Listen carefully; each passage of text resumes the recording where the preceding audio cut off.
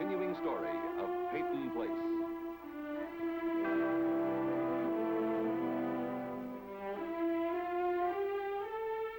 Starring Dorothy Malone as Constance Mackenzie, Ed Nelson as Michael Rossi, Mia Farrow as Allison Mackenzie, Ryan O'Neill as Rodney Harrington, Barbara Parkins as Betty Anderson, Tim O'Connor as Elliot Carson, Christopher Connolly as Norman Harrington.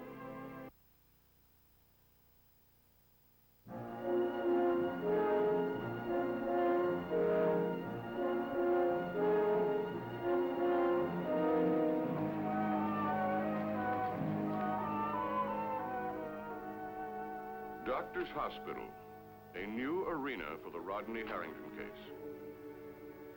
Today, Rodney is determined to confront Stella Chernak, employed at the hospital, who testified he threatened the life of her late brother, Joe. In Rodney's mind, that confrontation will come quickly.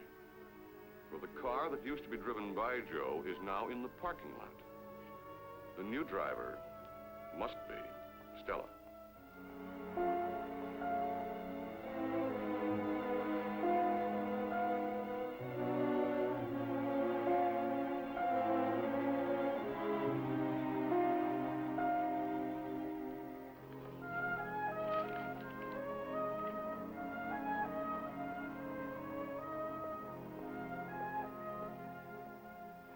Joe?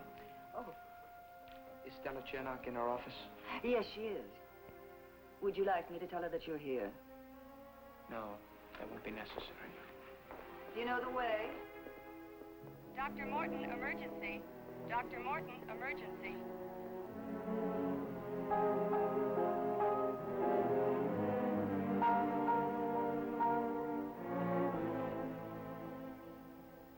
Yes, Rod, something more? I just wanted to find out about Allison.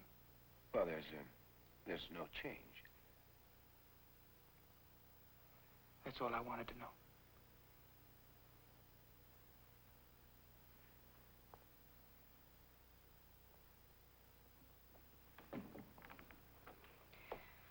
I've compiled a cross-reference list of the books on order. Where do you think we should put them? Well, you can file them with the other bibliographies. Stella. Don't you think that we should break down the list further?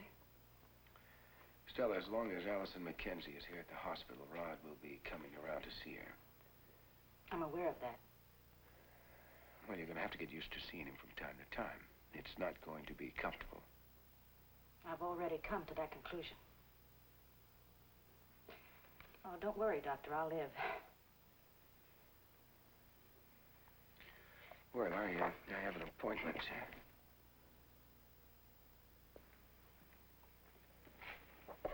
Are you going? Are you going to go to your office? No.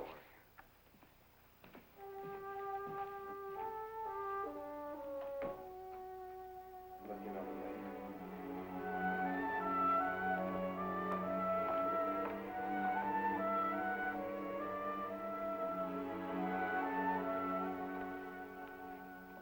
You all right? Yeah, I'm okay. You sure? Fine. You waiting for Dr. Rossi? No, I've already seen him. Miss Anderson, report to X-ray. Miss Anderson, Big brother report calling. to X-ray. Go ahead. Answer your call. Will you be here later? I don't think so. I don't know. All right.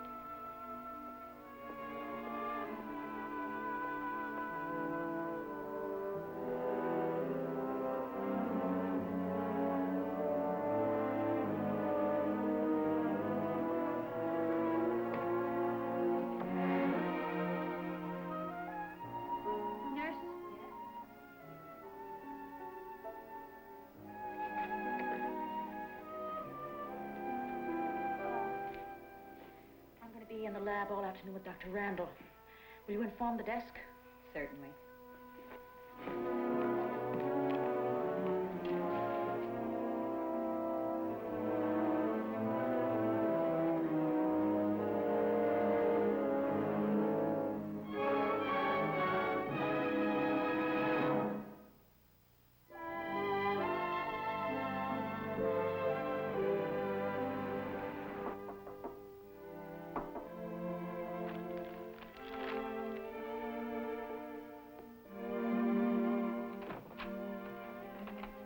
I come in, Leslie?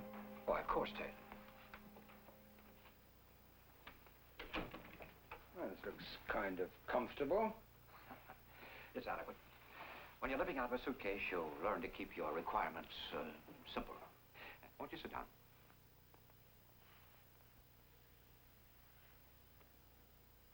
Leslie. What's on your mind? I want to resign from Rodney's case. Why? For many reasons. What they all add up to is that I'm not the man for the job. Because we lost at the hearing. The court predicted that could happen, and you seem to agree with him. Not entirely. Basically, I was more hopeful than Stephen. His instincts in these matters are sharper than mine. Are you inviting the comparison? It's not one I can avoid. You saw us both in the courtroom, Leslie. If it were your choice, whom would you pick to defend your son? It is my choice. Let's get that clear. I was just trying to make it an easier one, that's all. Yes, I know, Ted. You're requesting that I fire you as Rod's lawyer. No. That you allow me to resign. It amounts to the same thing. And that I put Stephen Court in full charge of the case. Well, that's the second time I've had that suggestion, and I'm not sure I like it. Who made it first? I had a phone call from Rodney's grandfather. That was to be expected. I told you I wasn't sure I liked the idea. Oh, I don't mind leaving the courtroom pyrotechnics to Court, but you could still be of great help. Don't try to kick me upstairs, Leslie. I appreciate the kindness. Oh, it's not just a kindness. Stephen Court does not need me. But perhaps I do. What for? To keep an eye on things. Things? Ted, I wish you'd reconsider. I appreciate the protest, but they've done very little to change my mind. Well, it's your decision. Of course. I think you'll be more than satisfied with my successor. If you mean Stephen Court, well, I'll still have to give that some thought. Don't let Martin Peyton prejudice you against Stephen. Martin Peyton is his most ardent supporter. Precisely. I don't want Peyton to get the idea he can push me around. Oh, come on, Leslie. He's only got to look at the record. I remember you'd been manager for less than a week when you showed him what he could expect. What are you talking about? The time he locked you out of your office. Oh, yes. When I hired a new foreman over his protests. Well, he stayed hired. So Mr. Peyton had you moved to a smaller office. To cut me down to size. That's what he said when I called him from that miserable cubbyhole and demanded an explanation. Well, I didn't even answer him. I just sent for a carpenter and told him what partitions to take out. Get as much help as you need, I said. Never mind the cost as long as it's done quickly. 3 days later, I had a new office the size of Martin Peyton's. And if the truth be known, it's a few feet larger. And Martin Peyton did pay the bill for it. I always liked a good fight. Yes, Leslie. You always did. But I didn't. You never had the stomach for it. Or the claws. You have to be born a tiger. All I had was a green thumb for roses. And honesty. And a solid knowledge of the law. I won't deny that. I should have been a Victorian advocate. Faithfully shepherding the widow's mite and peacefully tending my roses. I'm afraid my natural habitat is a 19th century country park, not the modern jungle. The jungle isn't modern, Ted. It's always been with us. Perhaps.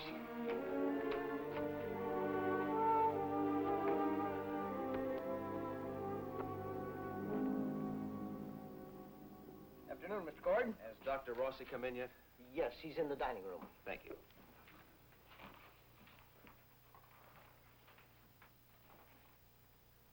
Hello, Stephen. Why the look? You resigned the case. You knew it was inevitable. I'd hoped you could have worked something out. I have, Stephen, the best way possible. I'm sorry, sir. I don't know what Leslie or Mr. Peyton will decide now, whether they'll make you senior counsel or hire someone else, but my money's on you. Thank you. See you in the office Monday morning. Mr. Dowell, Stephen, Don't ever lose what you have.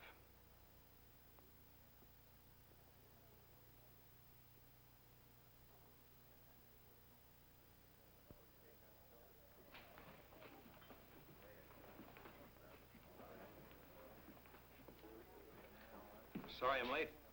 No, you're just in time. I was beginning to feel a little out of place here at the bar with this coffee. Thanks for waiting. Gentlemen, what'll it be? Well, I'll have a little more coffee and a sandwich, please. Ham and cheese. Make it 2, and I'll have a glass of beer. We'll take it at that table over there. Yes. Well, are they keeping you busy? I could use a few more hours in the day, I guess. Couldn't we all? Well, are we going to beat around the bush once more? Just a half a turn. Did you and Betty have a pleasant conversation the other night? No, it was a little one-sided. She asked a lot of questions, and I tried to answer them. Well, I may have a few of the same questions. Yeah, I knew you didn't come to see me for medical advice. No, but you might be able to patch up a few things for me. Stella Chernak's testimony knocked some holes in our boat. It didn't sink us, but we're listing pretty badly. Yes, I was aware of that. Well, then you must be also aware that anything we can find to damage your testimony can put us back in course. Dan, you want me to furnish the ammunition? Can you? No. May I ask a personal question? Well, I think I better hear the question before I answer that. Whose side are you on? Here you are, sir. Thank you. Let's take that table in.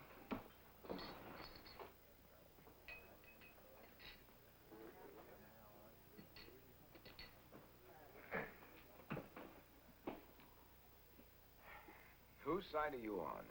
Well, I happen to be luckier than you. I don't have to choose sides. Do you believe what you said? I'm getting a little tired of that question, too. Well, take my advice, Doctor, and learn to live with it. It'll be asked more and more until the trial. Look, Steve, I don't know what Rod said to Stella or what she said to him. Now, if you want me to call her a liar, I can't and won't. When you came in on her and Rodney, did she seem upset? Frightened? No. And she didn't say anything about Rodney? No? Well, don't you find that just a little odd? A man threatens to kill her brother, and she acts as if nothing happened. Now, Stella Chernak seems to be the type of woman who keeps most of the things that bother her deep inside. And she must be a remarkable woman. Most people have to confide in someone just to relieve the pressure. Well, maybe she's special. Maybe. Thank you. Thank you. Why did you hire her? I hired her because I needed an assistant for my research project at the hospital, and she seemed to fit the bill. Seemed. It does. And she's been reliable. Extremely so. Even after the shock of her brother's death? Well, her job at the moment isn't too complicated. All she has to do is compile data from other research projects in hematology. When we figure out exactly what phase we'll enter, then she'll assist me at the lab as a biochemist. Has she spoken of her personal life? I never asked her. And she's never offered? That's right. What does she do in California? Research? Did she ever mention any friends, any incidents, anything? No. Don't you people talk shop, Doctor? We're used to being understaffed now and overworked. And the only thing you know about her is what you've seen at the hospital. That's all I need to know.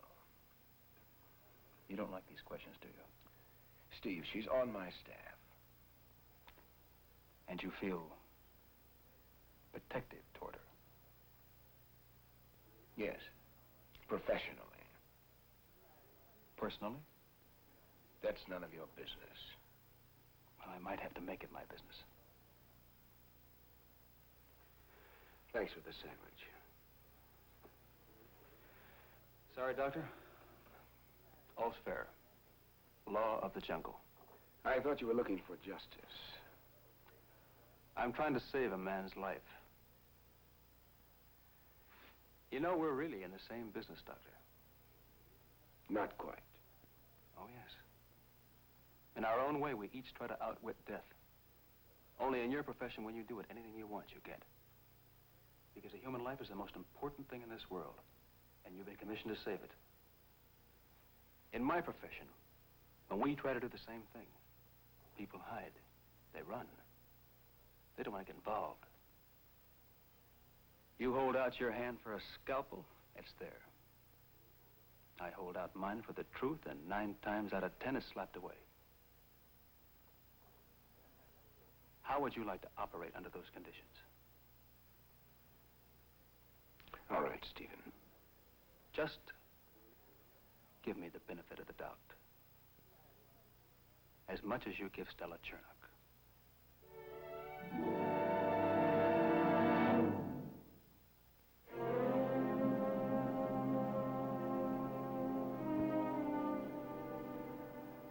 Hi, Rod. Hi, Rita. I came to see Allison. I don't know if you can get in to see her. It was quite a job for me to get a visitor's pass. Oh. She wouldn't even know you were there. Well, it didn't matter. I wanted to come anyway. Will you do me a favor? Will you take this to Allison's room? Maybe you can put it in a drawer or someplace. Somebody gave it to me once when I was in the hospital. Come on, I'll walk you to your car. I wish you knew how many people out here were pulling for her. Well, why don't you tell her yourself when she comes out of it? Okay. Rod, I'm sorry. I'm so sorry for the way everything went. That's all right.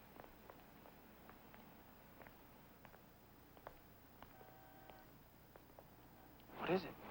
Nothing, honest. Oh, Joe's car, yeah. It was just kind of like his ghost. Yeah, well, Stella works here. You'd think she'd get rid of it. Not Stella, that's her way of reminding everyone. I can almost hear that horn calling me. I felt that everywhere I went, Joe was there, needling me. He never left me alone. That was Joe's way. He always touched everything and it became hurt and spoiled. You know, I knew it'd end badly. But this way, I never thought it would be. Rod, can I ask you something? Sure.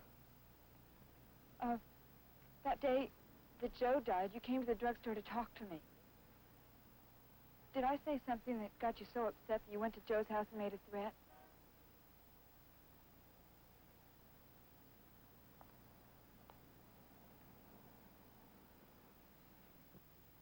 You believe Stella? I don't know. Maybe I did it. Maybe I said something that got you upset. And You didn't do anything.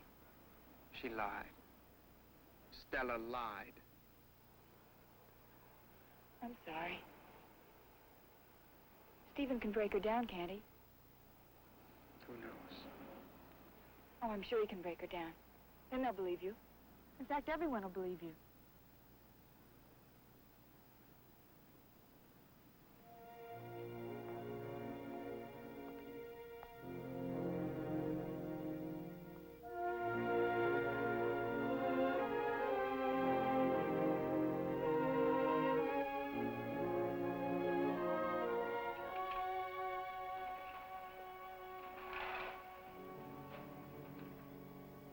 Dr. Rossi, telephone line 1. Dr. Rossi, telephone line 1.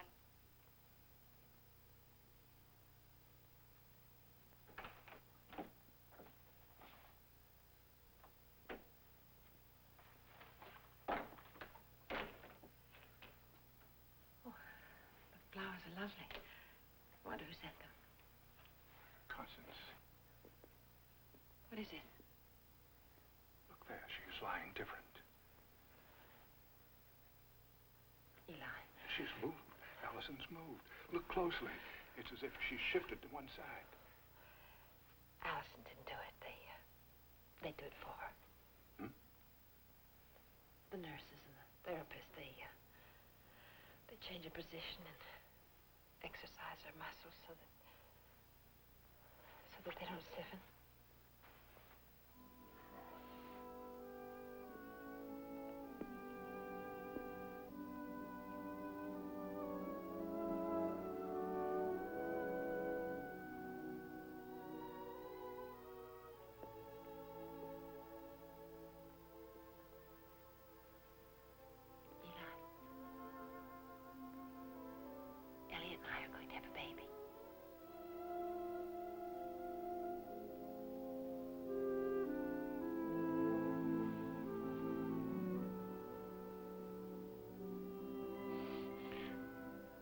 you are. It's definite. Oh, Constance, it's wonderful, that's all. Simply wonderful. What did that boy of mine say when you told him? He was delighted, naturally. You know, I've never held a grandbaby on my knee or put a watch up to one's ear to make it smile.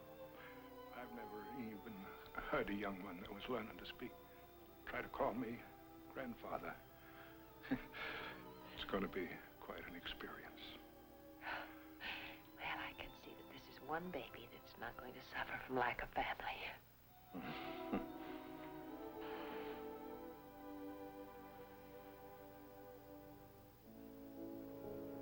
When Allison was little,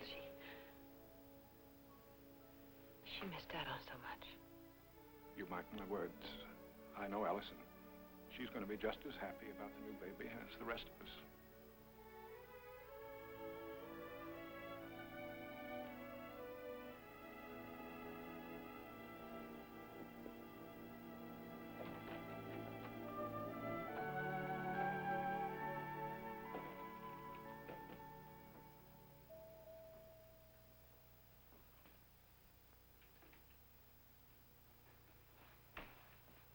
Rod? Hello, Mrs. Carson. Mr. Carson. Rodney, how are you doing? Well, as they say in here, as well as can be expected. You just keep it up. Barbara? Yes.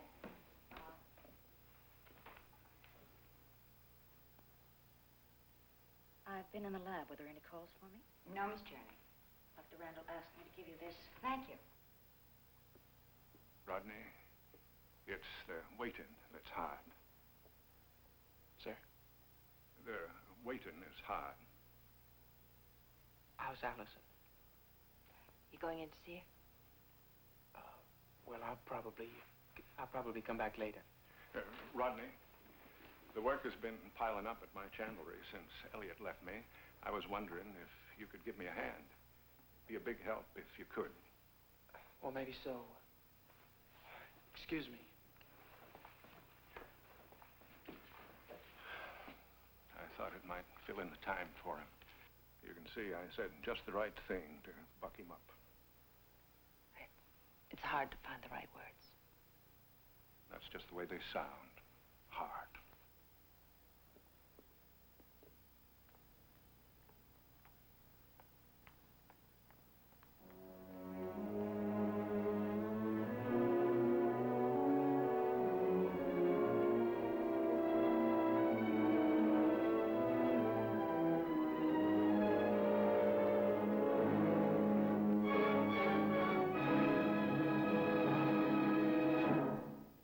Preview from the continuing story of Peyton Place. Your theory would hold water if she had nothing to lose. Stella Chernak, she's risking everything that she fought so hard to achieve. I've never met anybody like you. Why don't you try throwing something over my head? Anything! A rock, a stick, a gaping hook. I've got to consider bringing in a well-seasoned criminal lawyer. I hope you realize my position.